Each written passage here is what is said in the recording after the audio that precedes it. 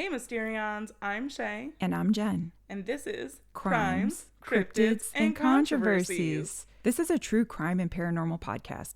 Today we're talking about the crazed maniac, Darrell Edward Brooks Jr. And now I am the one who fell down the rabbit hole, and this is also going to be a whole mini-series. I know, she forbade me from watching anything to do with Darrell Brooks, and it's been driving me crazy for the past, 2 weeks. It has been absolutely hard to keep her away from anything but a very short clip that I let her watch about Darrell Brooks. So I'm fiending. Let's do this. Yes. So sometimes we get excited and post more than once a week on our podcast. So we want you guys to listen. Don't forget to subscribe and keep up with our random episodes. With that being said, let's explore.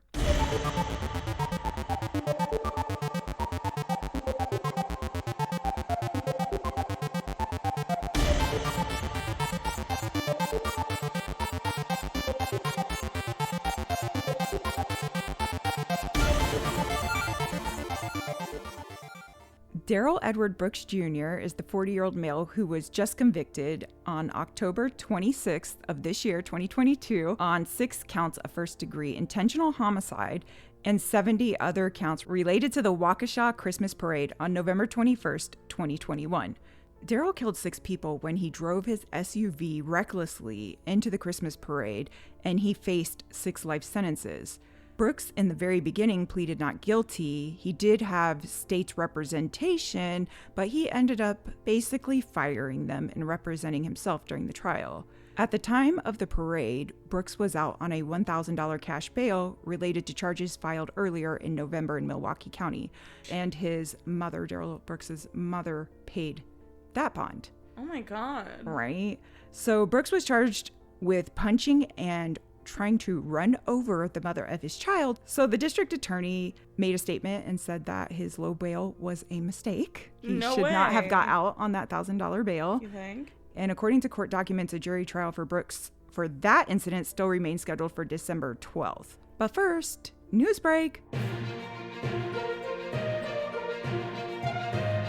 Today, I have the news break, and I'm actually really interested in this one. So, you know Jean-Benet Ramsey, right? Of course. Household name for the most unfortunate reasons. Well, police in Boulder, Colorado are actually reopening, I guess it was never closed, the case nearly 26 years after she was killed, and they're consulting with the Colorado Cold Case Review Team in 2023.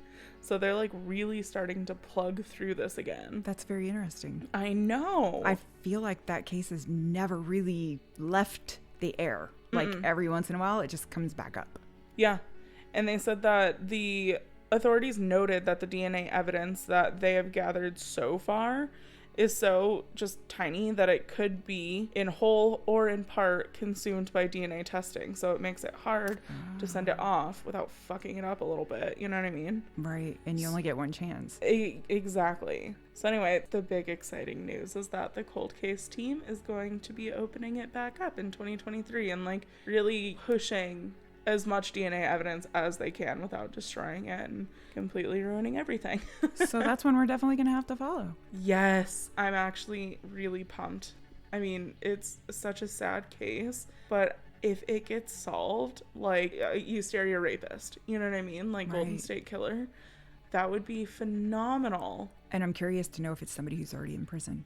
I know. And yeah, into today's story. All right, so I want to start with Darrell Brooks' childhood and his family, because I feel like what's been aired mostly is the trial and what went on at the Waukesha Parade, but I want to back us up.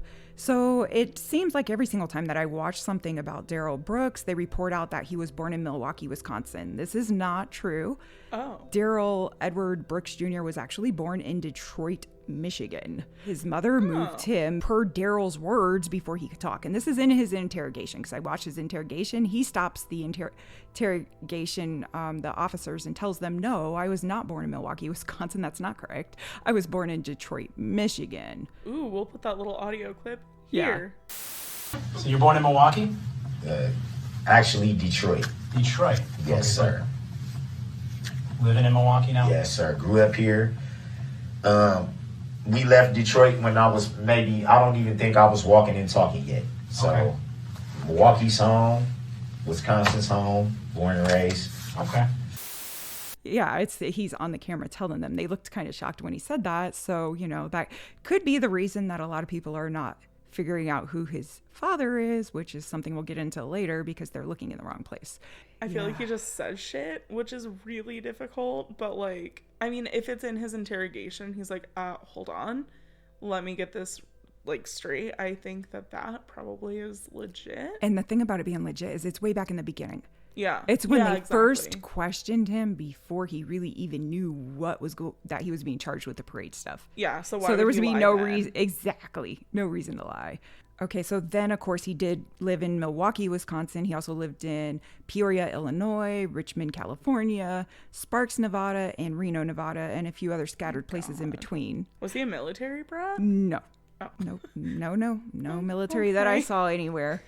So Darrell's mother, because a lot of people have been asking about her mother and she was in the news. Darrell's mother's name is Dawn Lynette Woods. She is originally from Wisconsin and she lives in Milwaukee, Wisconsin. Now that's what I have found. I would have to really try to research her a little harder to see if that information is also correct. But it sounds like, based on available information, Yeah. that's accurate.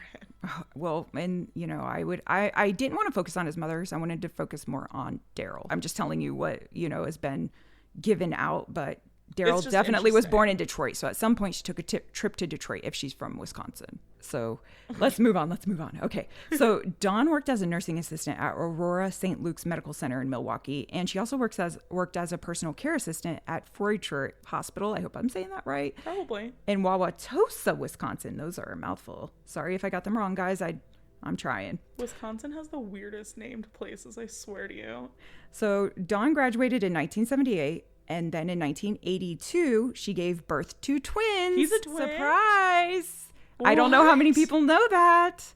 So Darrell is a twin. So she graduated in 78, gave birth in 82. So I'm guessing she was like around 22 probably. Yeah. So we have Darrell Edward Brooks Jr. and his twin is Ebony Danielle Brooks. What the hell? Now I want to talk to Ebony. Oh, Be wait. like, all right, Ebony. I'll hold that moment. See, this is why I Frick. wouldn't let Shay read any of my stuff ahead of Oh time. my God. So Ebony has two children named Anaji Brooks and Aubrey Brooks. So those would be his nephew and niece. Okay. From his twin sister. Court records show Brooks was just 11 years old when he was diagnosed with bipolar disorder and depression. Oh, Jesus. And he also grew up without his father. So there's like this back and forth about his dad being in and out of jail. And I'm guessing if I was to research his father further, I would find him somewhere in Michigan State Prison because he wasn't born in Wisconsin. So if you go back to him saying 11 is a young age, a very, very young age to be diagnosed with bipolar. So, That's interesting. And then his mother has some healthcare background. So obviously she took the initiative right when she saw things going on, which is a lot to say. So Darrell was admitted to a mental hospital at the age of 12. Oh, shit. He attempted suicide numerous times in his early years after losing his grandmother and watching his father abuse his mom. And that's just from resources. Like God. I didn't get this directly from Darrell's mouth. This is just from resources.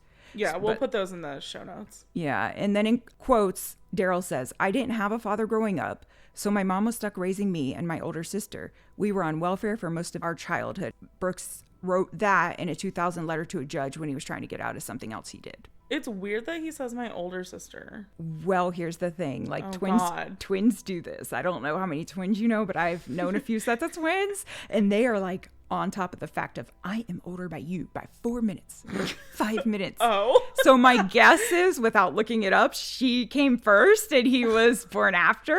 You know what I mean? I am the baby. Yeah. So another quote from his letter back to the judge was, "My father was an alcoholic who was very abusive to my mom. My father's dad was also an alcoholic. I grew up in the inner city full of drugs and prostitution." Yikes. So basically we have now a genetic line Yeah. of alcoholics, but that's, not an excuse, just giving you guys background. Because you can be predisposed to it. Absolutely. We should all know what we're predisposed of so that we can watch for it, you know? Yeah, for sure. So Brooks claimed in the letter that his mother, who is a Christian woman with Southern roots, steered him away from trouble on the streets. But despite her best efforts, Brooks would go on to follow in his father's footsteps.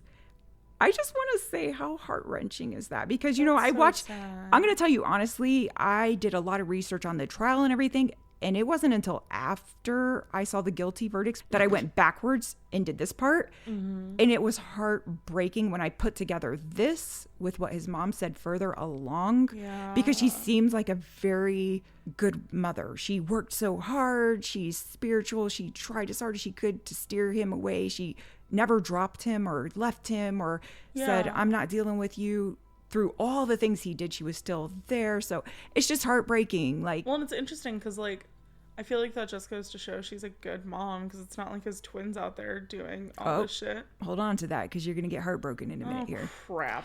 So eventually Darrell became an addict, a habitual domestic abuser prone to violence and threats, and used a vehicle as a weapon on numerous occasions. What? That wasn't the first time? No, that wasn't the first time. So Take this man's license. So remember, he drove his vehicle through the parade, but I guess about a week before that, he did it to his baby's mama. Let me say it that way. Fuck? That's why he was in jail when finally he got bonded out on the $1,000 bond that shouldn't have been $1,000, and then he drove through the Christmas parade 2 days after that. Take his freaking car. What? Well, see, that wasn't even his car. We're gonna get into that. Oh my god, I hate this guy for real already. Brooks talked to the judge in his 2007 letter, and he said that he knew what it was like to have your own flesh and blood walk out on you, and claimed he just wanted to give his kids what he never had, a father. Basically, this is Brooks manipulating the court into feeling sympathy for him to let him out of his charges back on 2007, and we're going to get into what those were,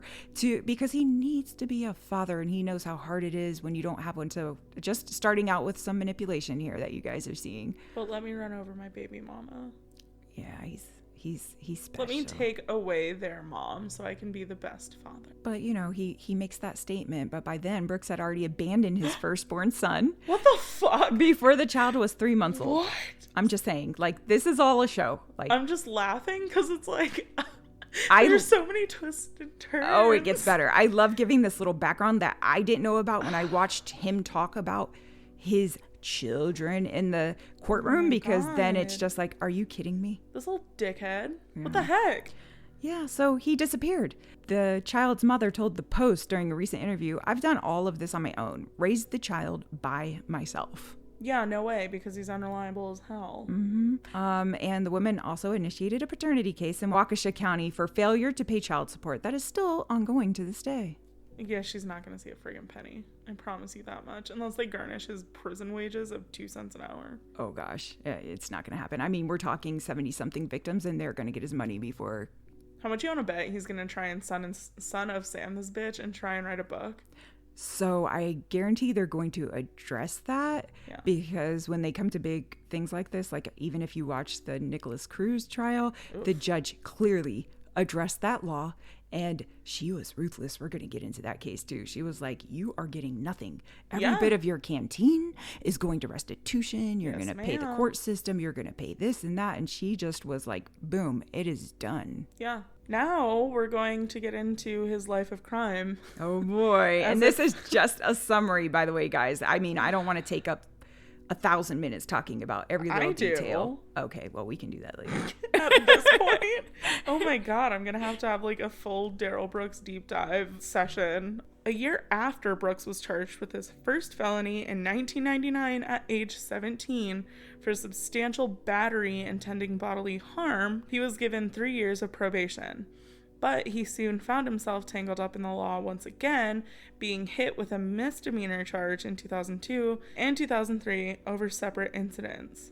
In 2005, he moved to Reno, Nevada in a bid for a fresh start, But within a year, he was charged with statutory sexual seduction and contributing to the delinquency of a minor after he raped and impregnated a teen girl who he claims told him she was 18. I want to stop you just 1 second here. Yeah. Everybody keep this in mind. This is very, very important because this fast forwards to the mother of the child who testifies twice and who is the one who's the prime person that he got into a fight with before he drove off into the parade. This is her. So this was not allowed to be said to the jury, which is unfortunate. He basically ruined this girl's life. I believe she was 14 when he impregnated her, got her pregnant, and he talks nasty about her, talks trash about her, makes her sound horrible. Yeah, she raised this child almost by herself. And at 14, 15? He is actually a registered sex offender, and the jury could not know that. It was pretty sad, but everybody keep this in mind. I put this in here on purpose so that you could see he was charged. You will hear about his comments later on about this. He gets into a fight with the state's attorney about this issue, so here it goes. So he settled this case by pleading guilty, but was ordered not to contact the victim, a requirement he repeatedly violated by calling the teen using a stolen phone card and confronting her at a bus stop, landing him back in jail where he served just 129 days. Oh, yeah. All right. As a result of that conviction, Brooks was forced to register as a sex offender in the state of Nevada. That's it? Not... Okay. Well, it'll carry. Oh, okay. So, you know, like, we can see... Yeah, so when they're sex offenders, they're bound by law, which he doesn't do later, we'll find out, to register within, like, I think 24 to 48 hours of going anywhere. Even though he's a registered sex offender in Nevada, he would have to register in Waukesha. And he would be registered there, and they would all know. So wherever you go, you have to register. So he participated in a 2007 documentary called Crystal Darkness while he was behind bars. He told filmmaker Logan Needham about his struggles with meth and his failures as a father, saying, quote, "I thought I would be this wonderful father, the greatest dad ever. I'm going to give him everything that I didn't have. Then it's like reality setting in. You actually become the drug," Brooks said in this film of his addiction. Needham told the Post he recalled Brooks seeming, quote, "very genuine," unquote, in his desire to turn his life around. Needham says, quote, "We interviewed people who killed and other really bad stuff, and now they were reaping the consequences from that. It was always very sad, but with Brooks, I felt like he definitely had remorse, and I think he felt bad about the decisions he had made to land him where he was," unquote. Needham said over the years he would sometimes get updates on the inmates he interviewed, but lost track of Brooks, and said that he was shocked to hear that he was the suspect connected to the Waukesha. Thank you. Waukesha Christmas Parade tragedy. Right. So that's very interesting because, you know, Needham is just a filmmaker. And I shouldn't say just, I don't mean it that way. I mean, as far as like officers, police, judges, I'm talking about the justice system. He's a filmmaker. But then again, if he's always interviewing inmates, he's getting a lot of firsthand knowledge on their workings. And he seems to try to keep up with these people. And he felt Brooks was making progress. But again, is that Brooks telling him what he wants to hear? Exactly. Like, is he just manipulating him to get what he wants, or? Yeah. So that's just a little summary of his charges. I mean, it would take me a while to like really lay them all out, but that's a summary that helps our listeners put together that background with the future that comes up later on in the trial. Yeah. And you know what? Maybe we'll do like a live stream of this at some point on our Patreon that we just started. Woo-hoo. Yeah, that would be amazing because maybe it'd be easier to show people different things. Yeah. Anyway, that's it for today right now, guys. So if you would like to donate to the Patreon, like I said, we have that where there are tiers where we'll send you random merch and you can live stream with us and join our Discord and like chit chat, and it's going to be so super fun. Next episode, we're going to still talk about lots of charges and things, but now Darrell is going to start escalating. So we're going to start talking about his escalating violent behavior. Super. Can't wait. Anyway, follow us on Instagram at CX3_. Email us CX3podcast. Oh, bitch, I forgot to finish my thought.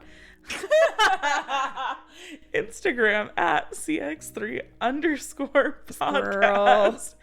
I was just excited to get to the email, I guess. Email us at cx3podcast@gmail.com. Go on our website, cx3podcast.com. patreon.com/cx3_podcast. We got it all, guys. That was a mouthful. You did pretty good there. Thanks. Well, except for the first time when I forgot to say _podcast. That was my redemption arc, okay? Yeah, we appreciate all of our listeners. You guys like make us who we are, and we want to hear from you and what you want to hear about and how you think we can make things better. Yeah, honestly, this is so much fun, and like your guys' support is seriously what helps us so much. So like continuing to support us by just like rating, sharing, all that is amazing. So thank you guys, and we'll see you guys next time. Bye. Bye.